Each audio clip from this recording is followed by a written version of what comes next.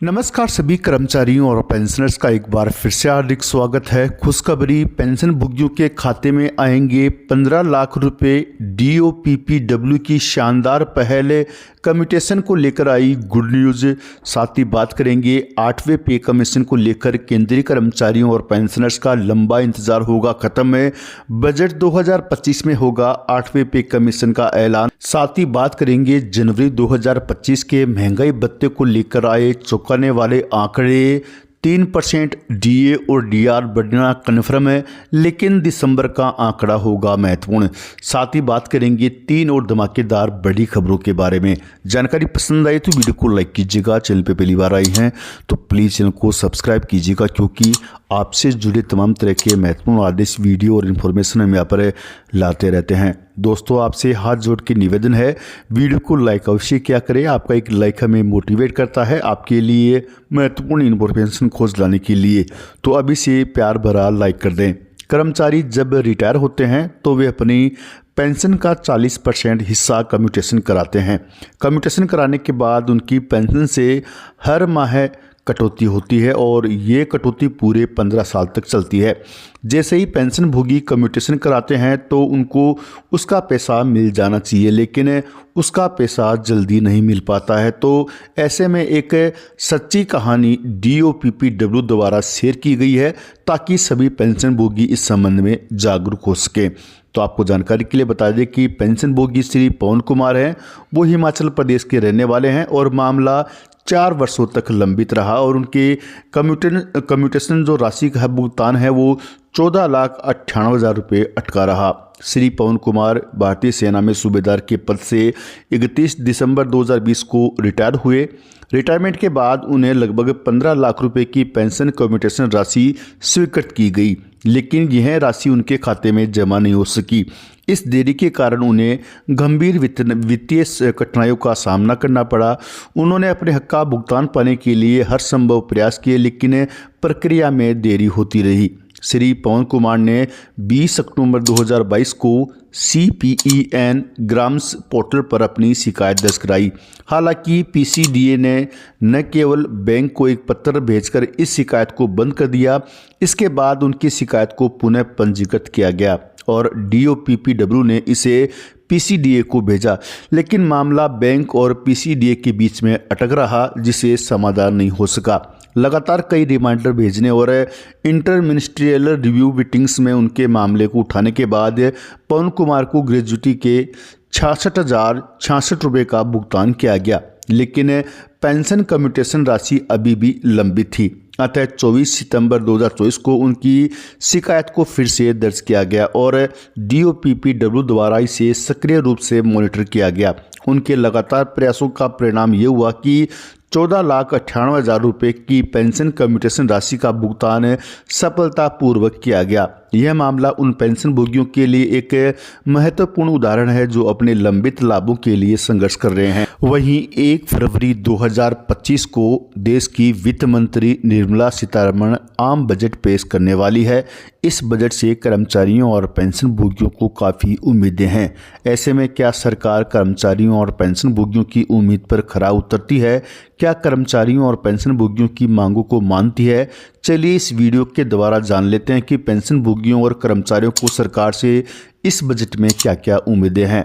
तो पहली बड़ी उम्मीद की बात कर लें तो बजट 2025 में 80C लिमिट को बढ़ाया जाएगा। देश के आम नागरिकों को से लेकर सरकारी कर्मचारियों और पेंशन भोगियों को उम्मीद है कि सरकार इस बजट में 80C की लिमिट बढ़ाने वाली है। अभी वर्तमान में 80C की लिमिट है वो 1.5 लाख रुपए है, जिसको बढ़ाकर 5 लाख रुपए की जाने की मांग की जा रही है। तो ऐसे में सरकार कर्मचारियों और पेंशन भोगियों की उम्मीद पर खरा उतरती है, ये देखने वाली बात है। वहीं 8वें वेतन आयोग की घोषणा की भी उम्मीद कर्मचारी और पेंशनर्स कर रहे हैं। बजट 2025 से पहले सरकारी कर्मचारी और पेंशन भोगी बेसब्री से 8वें वेतन आयोग की घोषणा का इंतजार कर रहे हैं।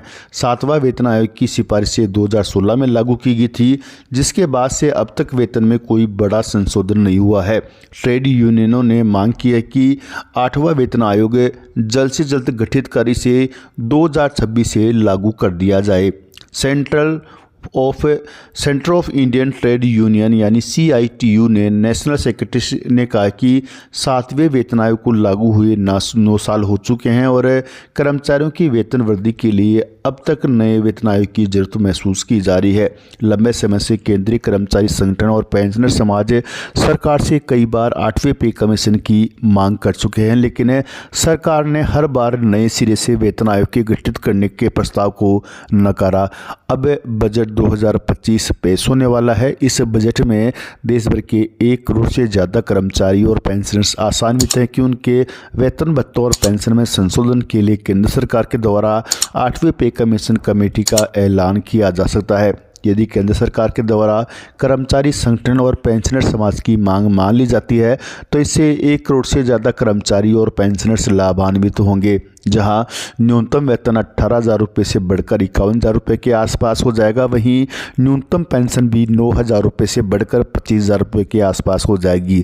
फिलहाल केंद्रीय कर्मचारी और पेंशनर्स का फिटमेंट फैक्टर 2.57 है, जिसे बढ़ाकर 2.86 किया जा सकता है।